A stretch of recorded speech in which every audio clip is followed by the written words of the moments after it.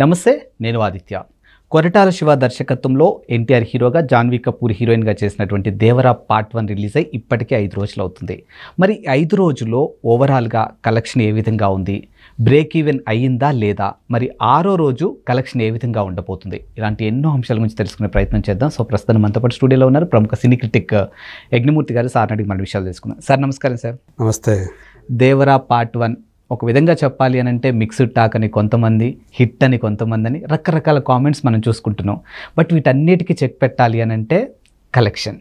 So మరి ఓవరాల్గా ఈ 5 రోజుల్లో కలెక్షన్ ఏ విధంగా ఉంది, 6వ రోజు అసలు ఏ విధంగా ఉండబోతుంది? మీరు చెప్పినట్టు మొదట రిలీజ్ అయినప్పుడు మాత్రం ఈ సినిమా మీద మిక్స్డ్ టాకే వినిపించింది.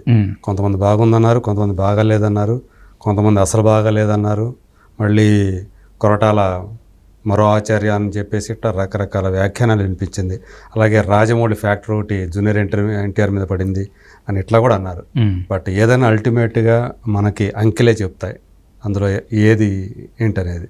సో ప్రొడ్యూసర్స్కి, డిస్ట్రిబ్యూటర్లకి, అలాగే ఆ హీరోని అభిమానించే వాళ్ళకి, మొత్తానికి సినిమా లవర్స్కి ఏ అయితే ఫిగర్స్ వస్తాయో ఎగ్జాక్ట్లీ బాక్స్ ఆఫీస్ దగ్గర ఫిగర్సే ప్రామాణికం. సో ఆ రకంగా చూసుకున్నప్పుడు ఈ సినిమా సో ఆ మిక్స్డ్ టాక్ని అధిగమించి డిజాస్టర్, ఫ్లాప్ అన్న వాళ్ళ అంచనాలను తలకిందులు చేసి హిట్ దిశగా దూసుకుపోతుంది అనేది మాత్రం స్పష్టం, అది వాస్తవం. సో థియేట్రికల్గా చూసుకుంటే దీని వాల్యూ 182+ crores అని చెప్పేసి ట్రేడ్ వర్గాలు అంచనా వేసాయి. ఇప్పుడు చూసుకుంటే ఓవరాల్గా వరల్డ్ వైడ్ చూసుకుంటే 97% రికవర్ అయిపోయింది. ఇంకా జస్ట్ 3% మాత్రమే రావాలి.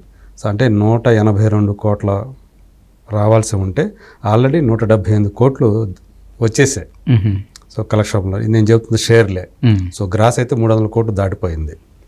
ఏంటంటే అఫీషియల్గా ప్రొడ్యూసర్స్ ఇచ్చే కాకుండా ట్రేడ్ వర్గాల నుంచి మనకు అందుతున్నటువంటి రిపోర్ట్ ప్రకారం 300 కోట్లు దాటిపోయింది నిన్నటితోటి. సో అది ఎలా ఉంది, ట్రెండ్స్ ఏంటి అనేది నేను మనకు వచ్చినటువంటి ఆ రిపోర్ట్ని బట్టి చెప్దాం. సో మొదట మన ప్రాంతం నుంచి మొదలు పెడదాం. సో ఎలా ఉంది, తెలుగు రాష్ట్రాలు ఎలా ఉంది ఏంటి అంటే, సో 5 డేస్కి నిన్నటితో 5 డేస్ ముగిసింది. ఈరోజు 6వ రోజు. సో 4వ రోజు కంటే అంటే సోమవారం కంటే మంగళవారం కొంత బెటర్గా తెలుగు రాష్ట్రాల్లో షేర్ వచ్చింది. 30 lakhs పైన ఎక్కువ వచ్చింది సోమవారంతో పోల్చుకుంటే. సో ఓవరాల్గా ఆంధ్రప్రదేశ్, తెలంగాణ మొత్తం కలిపి 110 కోట్లు వచ్చేసాయి. అంటే యాక్చువల్గా ఇది 112 కోట్ల ప్లస్ బిజినెస్ అయింది. ఇది 2 తెలుగు రాష్ట్రాల్లో 110 కోట్లు దాటేసింది ఇప్పటికే. అంటే ఇంకొక 2 కోట్లు వచ్చేస్తే బ్రేక్ ఈవెన్ అయిపోతుంది. ఈరోజు ట్రెండ్ ప్రకారం చూస్తే, అంటే ఈరోజు సెలవు అవ్వటం వల్ల, అక్టోబర్ 2 గాంధీ జయంతి వల్ల మార్నింగ్ షోస్ నుంచే కలెక్షన్స్ నిన్నటితో పోల్చుకుంటే, నిన్న మొన్నటితో పోల్చుకుంటే ఈరోజు చాలా బెటర్గా ఉన్నాయని చెప్పి రిపోర్ట్లు అందుతున్నాయి. సో ఈ రోజుతో బ్రేక్ ఈవెన్ అయిపోయి డిస్ట్రిబ్యూటర్లు అందరూ కూడా లాభాల్లోకి వచ్చే అవకాశం ఈరోజు ఉందని చెప్పేసి చెప్పచ్చు మనం. ఖచ్చితంగా లాభాలు డేస్లో కూడా దసరా హాలిడేస్ ఉన్నాయి కదా, రేపటి నుంచి అయితే ఇక దసరా హాలిడేసే. సో స్టూడెంట్స్ ఎక్కువగా వెళ్ళే అవకాశం ఉంటుంది. సో అంటే ఈ రోజు నుంచే మొదలవుతుంది అదంతా కూడా. సో మీకు అప్ టు దసరా వరకు కూడా, దసరా శనివారం వచ్చింది 12, సో ఆదివారం వరకు సెలవులు ఉన్నాయి. 13వ తేదీ వరకు కూడా దేవరికి మంచి కలెక్షన్స్ రావడానికి, బెటర్ కలెక్షన్ రావడానికి అన్ని విధాల అవకాశాలు ఉన్నాయి. సోమవారం కొంచెం డల్ అయింది అని చెప్పేసి ఏదైతే ఉందో, అంటే నార్మల్ ప్రాక్టీస్ కంటే కూడా ఒక స్టార్ హీరోకి తక్కువగా వచ్చాయి. బట్ వేరేజ్ మళ్ళీ నిన్న సాయంత్రం నుంచి, అంటే ఈరోజు సెలవు అవటం వల్ల నిన్న సాయంత్రం నుంచి ఫుట్ ఫాల్స్ పెరిగాయి, అంటే ప్రేక్షకుల సంఖ్య పెరిగింది థియేటర్లో. అందువల్ల కొంచెం వరల్డ్ వైడ్గా కూడా కలెక్షన్స్ పెరిగాయని చెప్పాలి.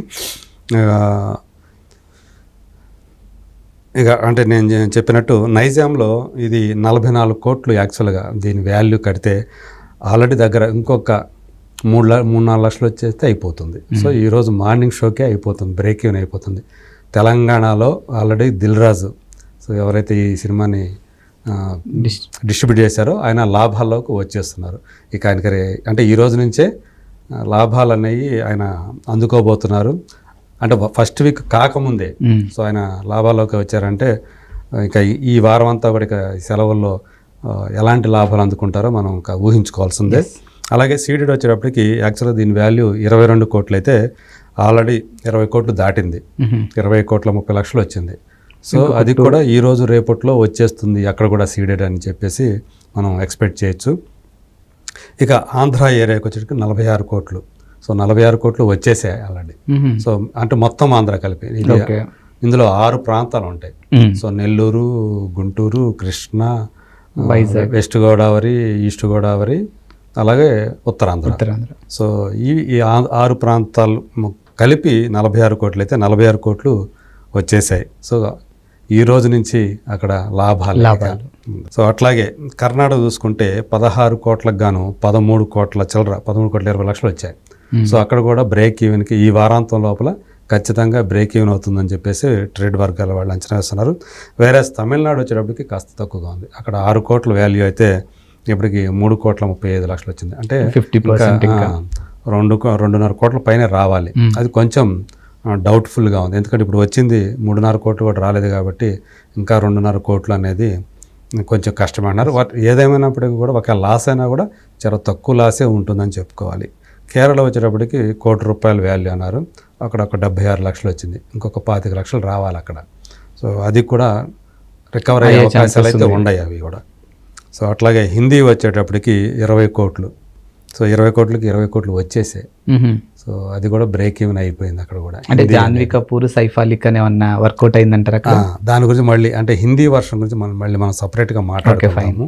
సో ఎలా ఉందనేది. సో ఓవర్సీస్ వచ్చేటప్పటికి 27 కోట్లు వాల్యూ అయితే ఆల్రెడీ 31 కోట్లు వచ్చింది.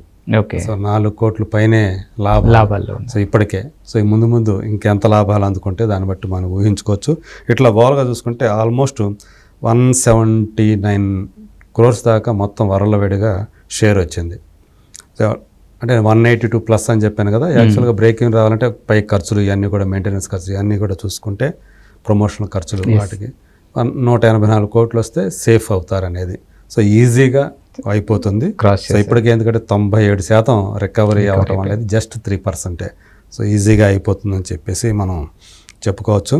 సో నిన్న సాయంత్రం నుంచి ఫుట్ ఫాల్స్ అనేవి బాగా పెరిగాయి కాబట్టి, అంటే టికెట్లు పెరిగాయి కాబట్టి ఖచ్చితంగా ఈరోజు చాలా పాజిటివ్గా ఉంటుందని చెప్పేసి అంచనా వేస్తున్నారు.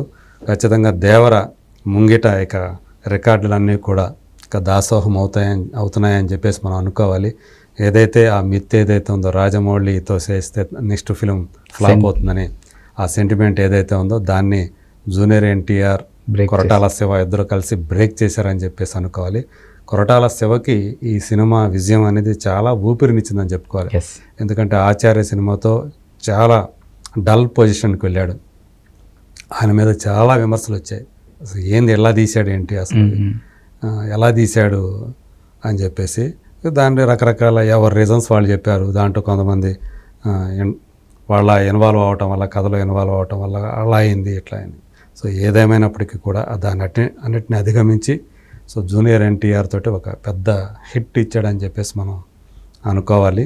సో మొత్తానికి దేవర అన్ని అనుమానాలని పటాపంచలు చేస్తూ బ్రేక్ ఈవెన్ ఈ రోజుతో ఓవరాల్గా బ్రేక్ ఈవెన్ దశను దాటి లాభాల్లోకి అడుగు పెట్టబోతుంది. ఆల్రెడీ కొన్ని ఏరియాలు అయ్యాయి, మనం చెప్పుకున్నాము.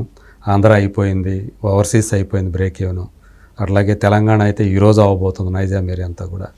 సో అంతా కూడా పాజిటివ్గా అయినందు, ఒక్క తమిళనాడు మాత్రమే కొంచెం ఇదిగా ఉంది. సో అది. Thank you sir.